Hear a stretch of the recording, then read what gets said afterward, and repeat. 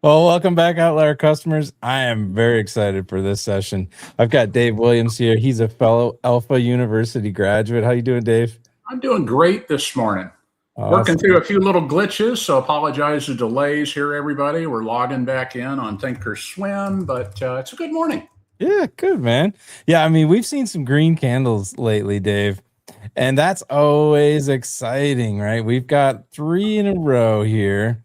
We Mm-hmm. don't quite have a trend, though. If we're following the outlier trend template, we don't quite have a trend. The 10 is still under the 20, and the price is still under the 50. However, it's always exciting when you get in green candle territory. So what we're Yes, going to it do is. today, Dave, is we're going to show all the outlier customers how we may use the outlier screener to find some tickers that may fit our plan, even if all of the outlier 9 and other signals are not lit up. So let's have a look. The first thing we want to talk about in preparation for this live stream is how you get the Thinkorswim indicator. That's located in Discord in FAQ and member contributions Mm-hmm. in the Thinkorswim channel. And over here on the right, you get your explanation from Dave. Dave is the magician behind the indicator. And then you get the indicator itself. And any outlier customer can come and grab that. That's free. There's no paywall. You get the indicator that Dave is going to show us here in just a little bit. All right. We learned that we've got some green candles. We learned that Chris would not trade today because the trend doesn't exist. However, if we're really interested in learning today, and we're going to do some testing in our plans, maybe look at some different signals, let's see what we might learn from the outlier screener filter results. So if we look over at the slide deck, which you can get in the description of this video down below, you'll know that the trend is not a pass and the buy signal on SPY is not a pass. We can double check that by hopping over to dashboard. The red background means we're in a downtrend. You also, again, have your 10 and 20 not crossed bullish, and you have your price under the 50. Over here, you've got your sell signal. So again, the first 2 signals are a no-go. However, the rest of the signals could be lit up. So let's have a look. If we go over to Outlier Screener by clicking on this screener button right here, if we set up the filter just as Chris would for Plan M, we're not going to have any hits. But what if we turn off the market trend and market signal because we just saw that those signals are a fail, and then we hit apply? Are we going to get any hits? Well, sure enough, we're going to get 13 hits. 13 hits going back 5 days. Remember, Chris only looks back 5 days. So what we learned here is we can adjust the filter screener based on the signals that are lit up and are matching our personal plans. And then as just a quick pro tip before I turn it over to you, Dave, if we just find a ticker here we're interested in and we use the middle mouse button, it's going to open up a tab all on its own, and then we're going to be able to check out that ticker. For instance, Evergreen just got a buy signal. Its trend just crossed up. Its price is over to 50. Its fear and greed is rising and it's under 70. The utilities sector is also rising. And look at this, we have outlier channels. So there's a lot of signals here in this particular ticker, as well as many others that might fit your personal plan. So Dave, now that we saw some behind the scenes how to get outlier filters to show you some hits, how would you act next? What would you do with Thinkorswim moving forward now that you have this information and you have some tickers in your hand? So let's look at that. I'm going to move some things around here on some of my other screens, and let's go ahead and share my screen right now, which is, oh, looks like I am sharing my screen. So perfect. So I've got the same screener in right now that Joe just ran, the same settings and everything. So at this point, I'm just going to go down. We're going to just grab everything. Okay, now we got a couple of these going back. Let's actually omit this very, very bottom one. Let's omit this one. Let's just grab basically from here up. So you notice I'm just cutting and pasting. But we got to be sure we get the top section in here because we need the labels. So we're going to copy that. Very simply, I'm going to go into ChatGPT because I love ChatGPT. But what I want to do is we're going to ask it a question. So we're going to say, please sort these results, sort based on the outlier, OVTLYR, signal return. Oh, I can't type, probably because we're live. Signal. Let's go from highest to lowest. And now I'm going to hit Control V. I'm going to paste it in, and we're going to click Enter. And let's let it do its thing. So now it's going to go through, and it's going to rate them. And now we have our outlier signal return. So this is what we want to look at here. Now, in this case, we have 13 hits total that came out of that. Now, it could be 100 signal returns. It doesn't matter. But I like using ChatGPT for this because I can very quickly sort all of the data out. I don't have to put it into another spreadsheet. I don't have to then sort the columns. I don't have to, do any of that stuff. But it gives a quick analysis, mainly because ChatGPT and I have these discussions regularly. But let's take a look. I want the first top 8 in here. So please give me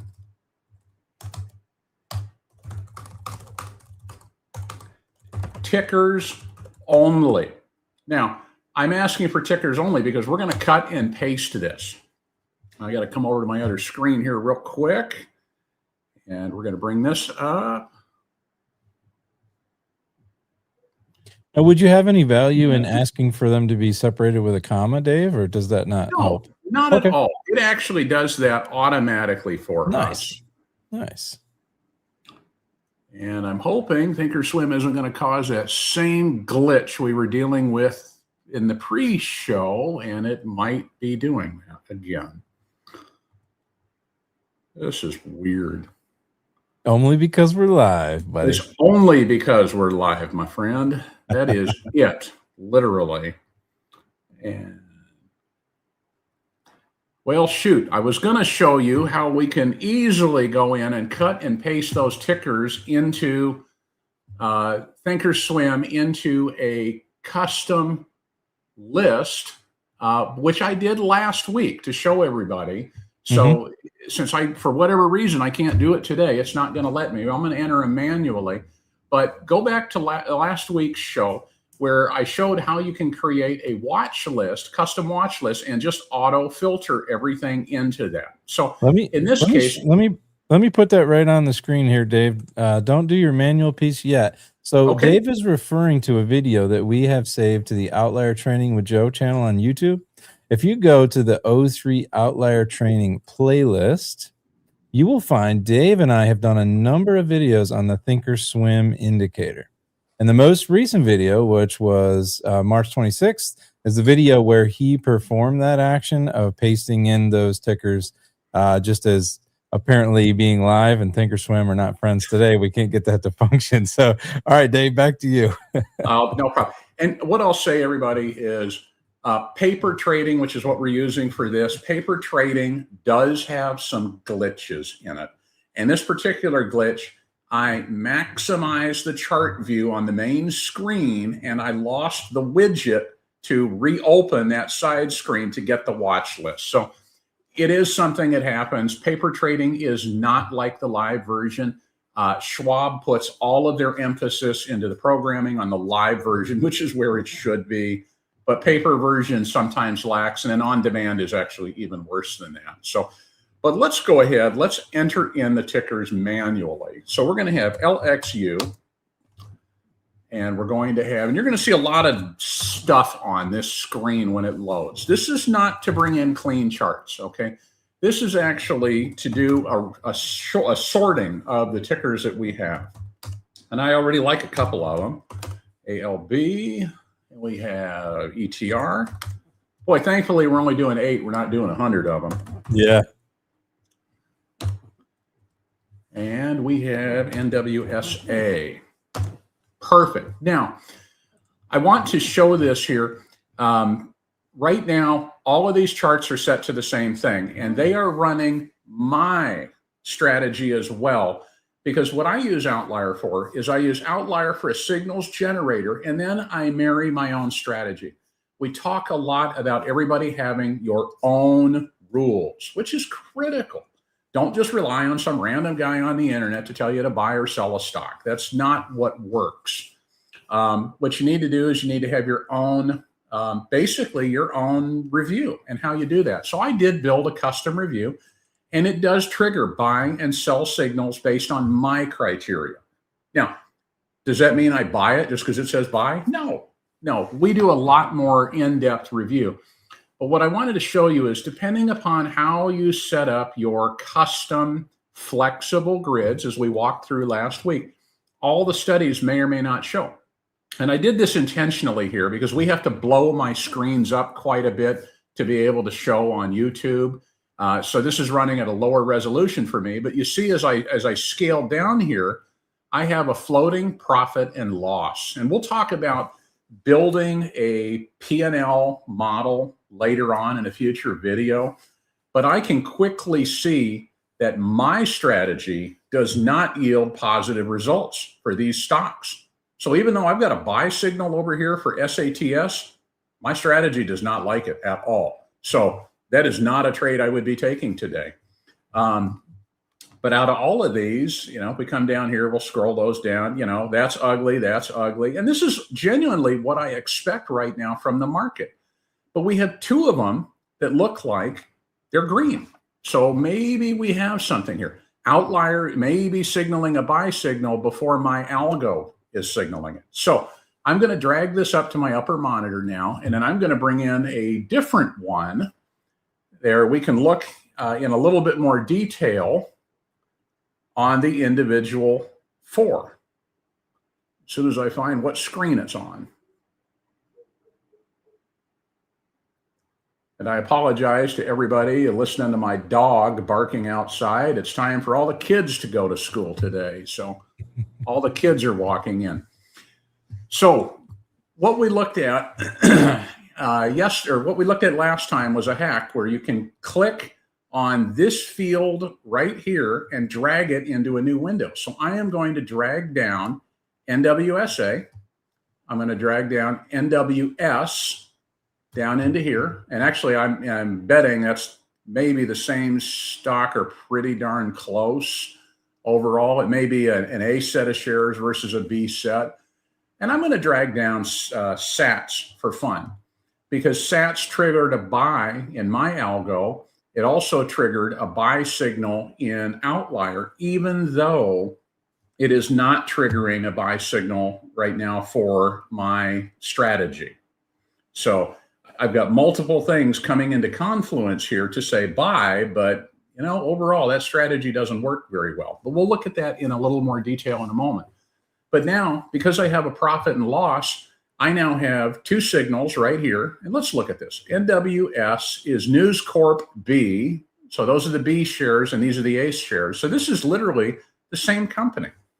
Two separate issues of shares. So they had something that changed over the years. They did additional financing. They did maybe a merger, but they have an A set and a B set of shares, which are trading very similarly, but also not quite. We've got a little deal here where it's red for the day right now on the A shares, but the B shares are technically green only because they opened down and went up a little bit. But overall, they look pretty similar. Now, when you look at floating profit and loss, you can get a dollar amount and you can build these strategies yourself. There's a lot of good videos out there, but we'll cover one here in the future for us. But I can tell, okay, this strategy, I don't care about the dollars. I really don't.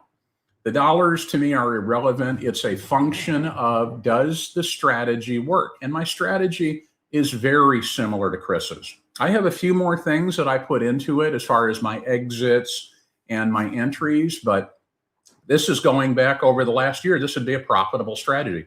As long as it's green and it's green by at least a decent amount, not $100, this becomes very interesting to me.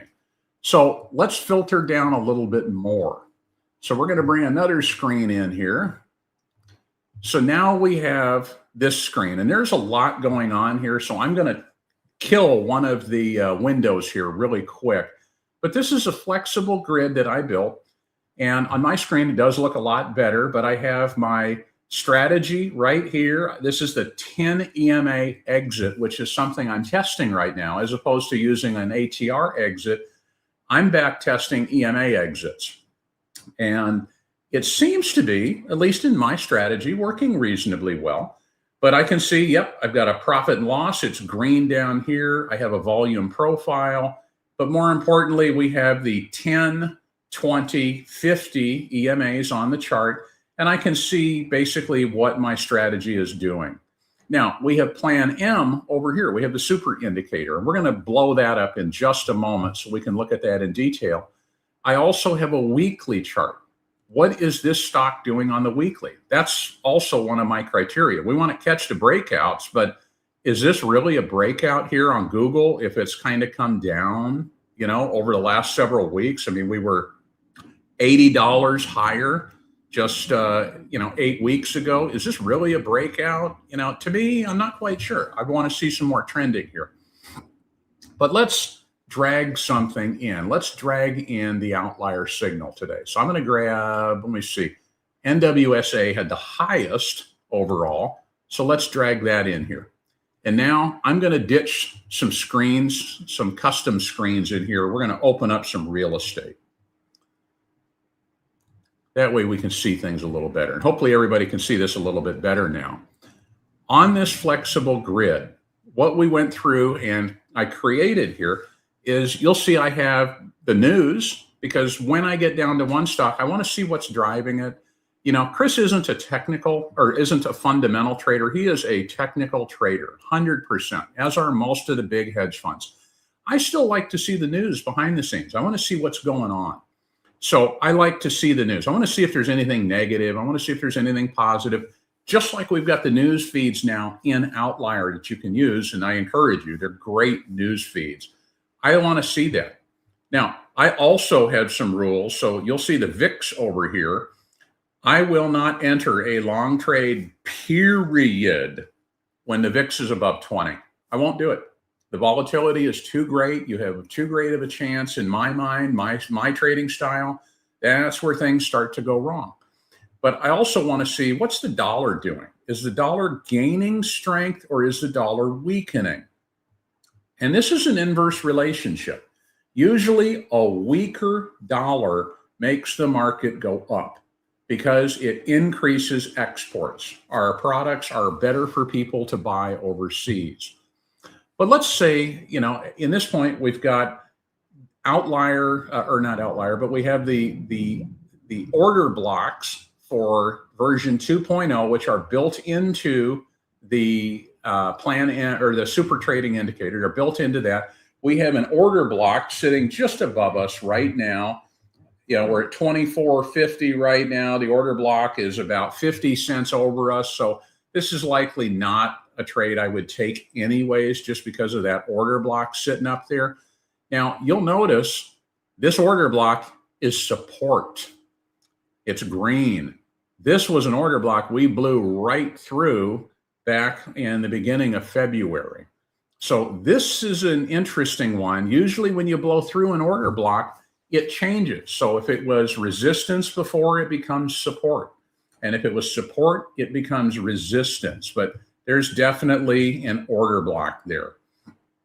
Let's look at the, I'm going to maximize this so everybody can see this. This is the 3.0 signals. So the 3.0 order block signals aren't triggering until we get up to 25.92. So they're not triggering for another $1.50. So it might make it a little bit more interesting on this front here. We got a little bit more room to grow. This is what I'm testing. I want to see which of these two order blocks are the more accurate ones. Which ones are hitting first, which ones are hitting second. This one right here, it's picking up in here. We're showing rejection signs right here. I'm thinking this is going to be the more accurate order block in this particular case. So we'll have to wait and see. Let's open this up just a touch more real estate wise. We're going to get rid of that one now. And now one of the things I built in the custom grid is now we need to start looking at options. So this is a really good tip and trick. And I built this all into an all-in-one screen for myself. I like, at this point, I would be taking the May options 45 days out. April is too soon to me, especially in this volatility. But let's go through. We have open interest, and man, the open interest on this one sucks. So let's find a better one. I'm betting if I drag sats down here, we're going to have much better open interest. And as we look at sats, this is interesting. So this hit an outlier. It did not hit in mine. It's almost above this order block as we carry through here, the 3.0. So it may actually get above that. But as we scroll down, we don't want April. Let's go to that May expiration. Now we have some interest. I like that. So let's take a look at this 70 delta, the 115. Now here is again another trick. You'll see the green linking. So green, green. In this case, I have purple in this one, very specifically. So when I come down here, I'm just going to right click on this. I want to send this to green. Done. And I'm going to send, let's send the 120. We're going to send that to, send that to purple. So now I have the actual options contract. I have the price, it's that expiration, but now I can see what the open interest is doing. So I have the blue line right here, and the open interest, it's not just a static number now in a chart. Now it's a dynamic number. So on 317, there was a lot of 317, 318 right in there. The open interest started to spike up. So we had an increase in actual interest in the trade. But more importantly, we saw the same thing on the other strike. This is something I like to see. You know, if I can see interest increasing in multiple strikes, that's probably a very good thing. You know, it's another data point that I want to see. Now let's send this one, because there's only 6 on it. We're going to send that to purple. So you can see we had that spike here actually on 320. We had a spike up and then it just went flat. So nobody is sitting down here at the 82 delta, truly. We know there's nobody there. The volume is only 6. There's only 242 on the open interest. You know, this is one, it's probably not one I would jump in. I do like a combination of open interest and volume. That's my preference. In this case, the open interest actually meets it for the 110, and it meets it, for the 110, and we got 344 here. We have 110 on the volume for 76. So let's look at that one now too. And again, just this easy, I'm able to throw things around in my chart and look at it. So yeah, the open interest is increasing here as well, that blue line. So this is just another great way to go through and analyze the list. So you can take a big list, filter it down into 8 or 10, whatever you like on your screen, and then further filter that down to 4 or 5, and then take it to 1 or 2, and then make your final decision on what you like, or what 3 or 4 do you like. Setting up your watch lists, I break it down into, for my style, for my screens, and I run 4K monitors so I can get a lot of data in tight. I run groups of 20. So I have an outlier 1 through 20, outlier 21 through 40, 41 through 60. And I haven't had to go past that, but that way I can quickly filter the results from the outlier run that happens every night. I can filter them. I can quickly knock them down, identify, hey, these are the best ones. Of this group of 20, I like these. Of this group, I like this one. And I can quickly filter. All in, this takes me 5 minutes to take a quick view of all of the stocks that I'm interested in, all the stocks for the day. Gives me a quick view to say yes or no instantly. So building screens like this, setting it up, makes all the difference in the world. Well, this was really cool, Dave. I had not seen you use the colors and then following those up with the right click send to. That was a really cool pro tip. I'm definitely going to steal that one from you. Linking, and I actually wish Thinkorswim had more colors available or more slots available to really go through and link everything like that, because it really is amazing what you can do with that. For my active trader, when I'm day trading, when I'm going to go trade futures or something, I have multiple charts running, all of which are tied to the red linking. So I drop one icon in, all of a sudden I have my full active trader window, plus I have Bookmap automatically load on another screen. I have everything I need to do, scalping on futures instantly, just by dragging one ticker in. So I can drop gold. Yep, looks good. Great. So it's that hack right there, being able to drag something in and then having all the screens linked like that makes such a difference. It really does. Yeah, that's a pro tip right there. Now, I also heard you say that you would look 45 days out on options contracts, and it sounds like that's your personal plan. Now, did you do some back testing on your results from your journaling that led you to believe 45 days is the right? Okay. I did, as a matter of fact. So I went through and I journal every single trade, every single one. And what I found is that I needed more time to hold. I needed more time to take the volatility right now that we have in the market, even before the VIX got to whatever the heck we're at right now, 26, 27. Even when we were down in the 15, 16 range, Trump would open his mouth. And you would have a wonderful day that would suddenly get destroyed, but would not hit any exit criteria. So in other words, I wasn't out of the trade, but it wasn't as profitable as it was, 10 minutes before. So I wanted the length. That was really, really key to me. I wanted the extra length to say, okay, Trump opened his mouth. We're going to get a swing up, and it's going to work a little bit better. So to me, length matters. I'm okay paying for that extra time, and it is a time value. The further out you go, the less that delta is for that same position, because there's more probability of it moving around. Yeah, exactly. Yeah. So this is always interesting when I talk to professional traders like yourself, or when I hear the interviews that Chris has done on YouTube for folks who have participated in the U.S. Investing Championship and have been successful. It sounds like they all start somewhere. They start from a plan, or they've put one together based on successes of others, right? And then they're constantly updating it, and they're back testing, and they're looking for higher expectancy.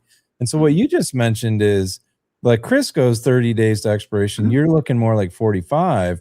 Another thing I noticed was Chris is interested in open interest being, 200 or more, but you've also added in volume as well. So that tells me you looked at volume as a signal, and you found that, that too adds some expectancy to your plan, which means you feel more comfortable making trades based on open interest and volume as a combination, because you've had more success that way. So really interesting.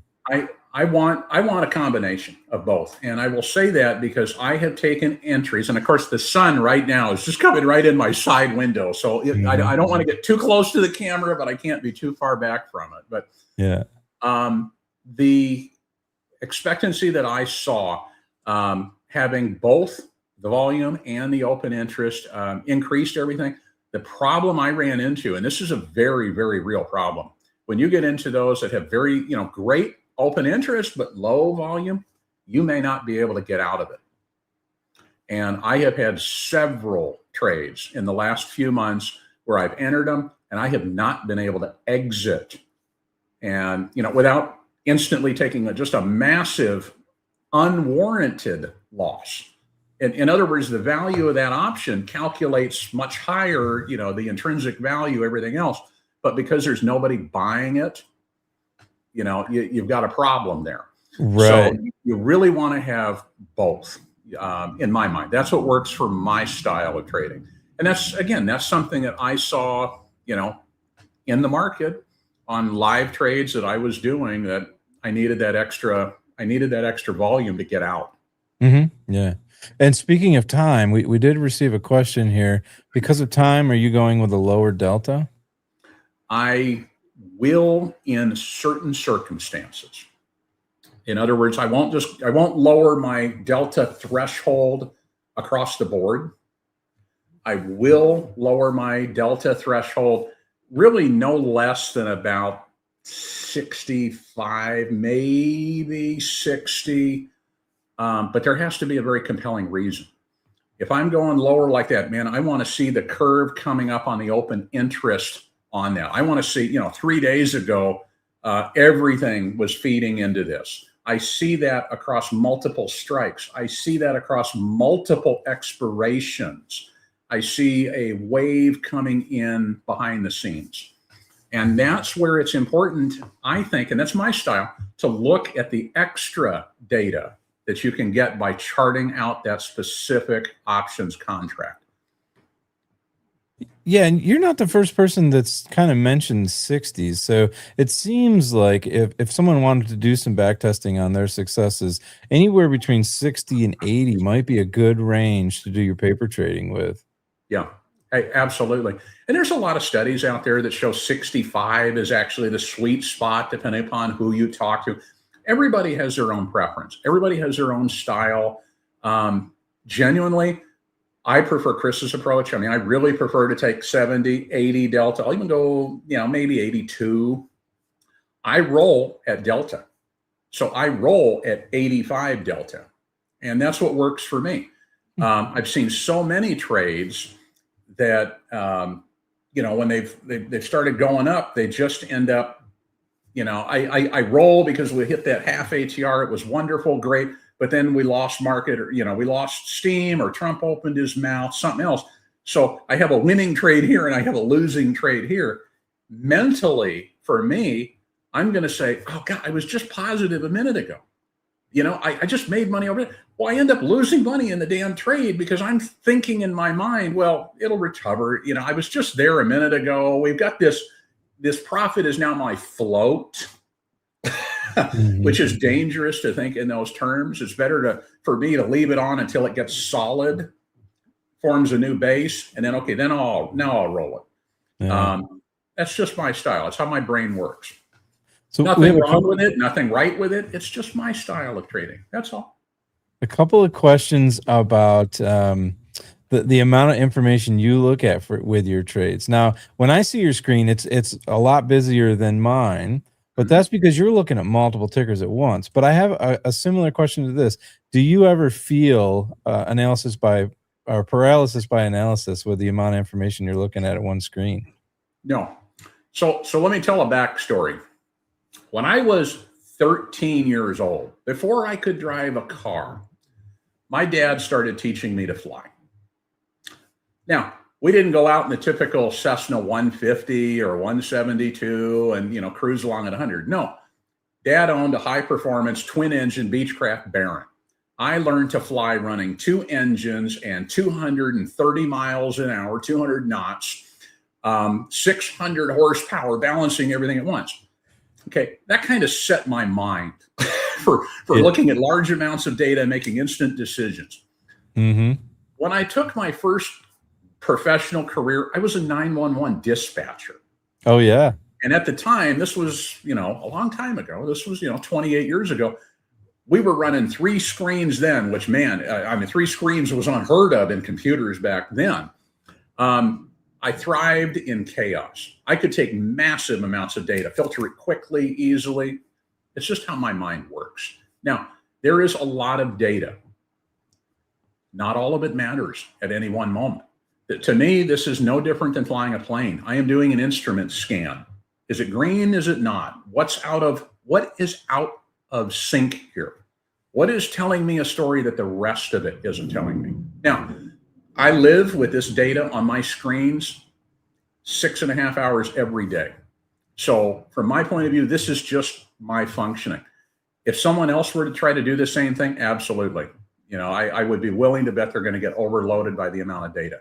What you don't see on my screens is a whole bunch of other stuff. I track gold and its relationship to the dollar simultaneously with everything because that affects all of my ES and gold trades.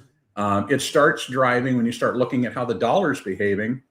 I track either the euro or the US dollar and Japanese, the yen. I track those as well because, again, that feeds into the market. So I look at 100 different data points and I can get just a good idea what the ball field looks like.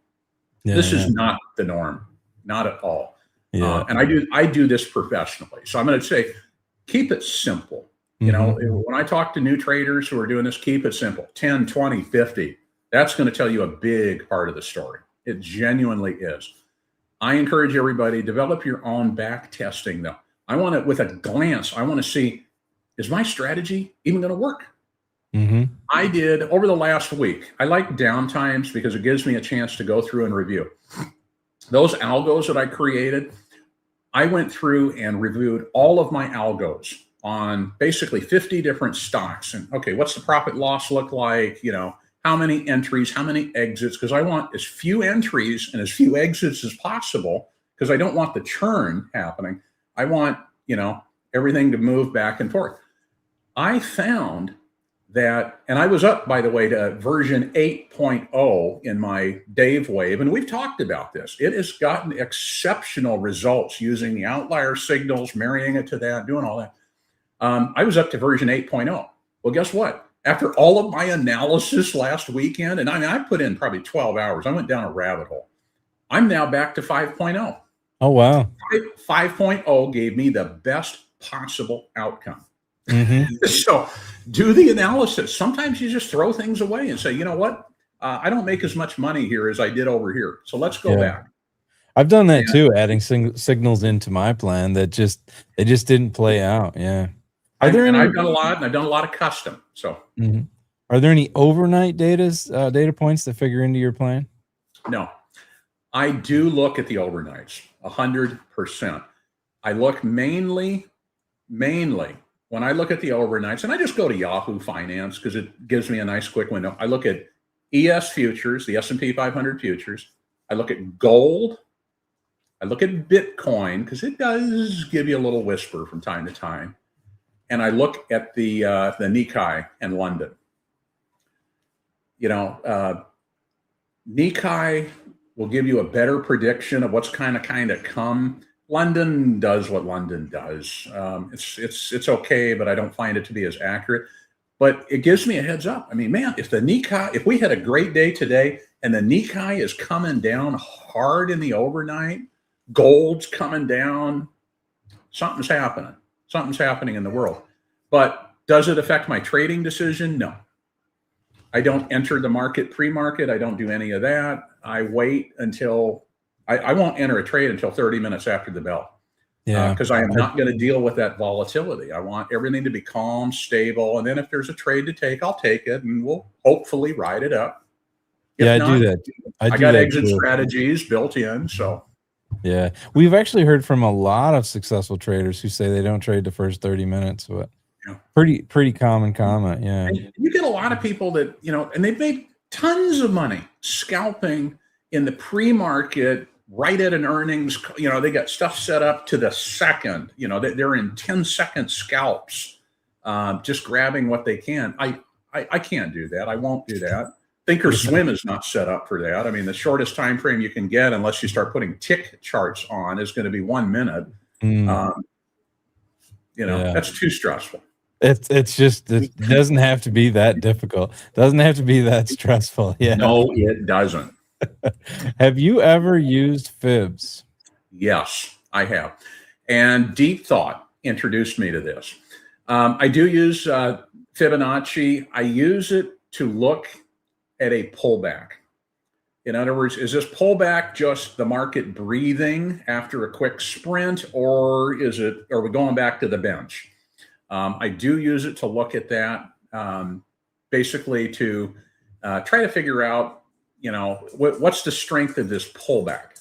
That's what I'm looking for. I'm not using it to see what's the next target point like a lot of people do. I don't believe in that right now. I think the market is too unstable to predict ahead. I would never do that, but you can use it to see, hey, is this pullback, is this a reasonable pullback, or is there extra strength in this pullback? Like the run up was too aggressive and, or too news driven. And now everybody read the rest of the story, not just the tweet. Yeah. And realized the tweet doesn't match the news.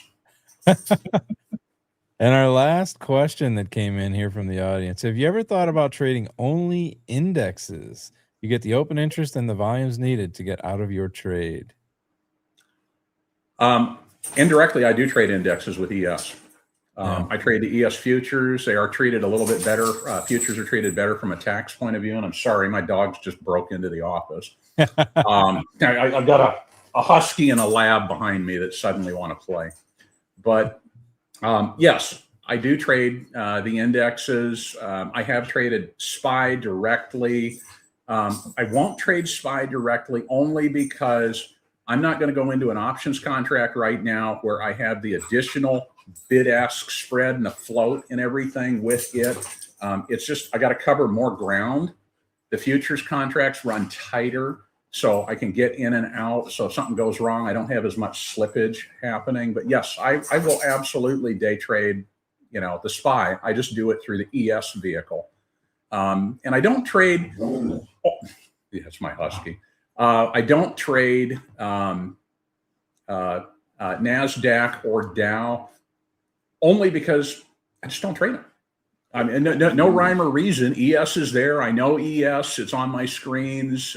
Could I trade NASDAQ and Dow? Absolutely. Those futures contracts are there. I just don't. Gotcha. Well, awesome, Dave. We went through quite a bit of information here. We learned how to use the Ovtlyr Screener to find stocks that may fit our personal plans, not necessarily Chris's plan. And we did that by backing off signals from his plan. So a good opportunity to maybe do some learning there and do some paper trading there. But from there, you took it a step further. You took it into Thinkorswim, all those tickers. You had a look at how they are reflected against your algorithm, which was also pretty interesting. So some outlier hits made it onto your screener versus some of the other ones different, right? It didn't. Yeah. So it just goes to show, everybody's plan is a little bit different, and that's on purpose because you have to be able to trade your plan. You can't trade Chris's. You have to own it. And honestly, you don't need an algo to sort a whole bunch of stocks. If you put the 10, 20, 50 on your charts, you put order blocks on that sorting chart, you're going to know instantly whether or not it meets even the most basic of rules. The simplest outlier, setup you could do, you could review that instantly and say, yes, yes, yes, no. Yeah.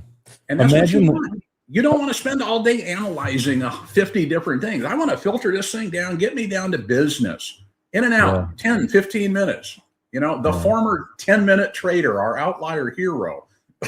Yeah. You want to be able to filter that large amount of data, quick, easy, get to the point, go make money. Imagine the retirement accounts that would have been saved in 2020 and 2000, the Y2K, all that. If we had just seen that the trend itself had changed and gotten out. Yeah. I've had this chat with my dad, and he lost a tremendous amount of money in what was it, 89, that crash. 87. Of course, 87. He was heavily into real estate. I mean, big real estate developer. Did very, very well for himself, hence the twin engine airplane.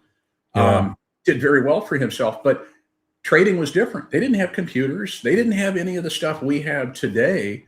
And, everything, by the time it got to the people, the investors, man, that news was 6, 8, 10 hours old. And now you're trying to talk to, pick up the phone to call your broker to say, sell it all. To do that, you don't know what's happening. I mean, I remember looking in the newspaper at the stock tickers, back then.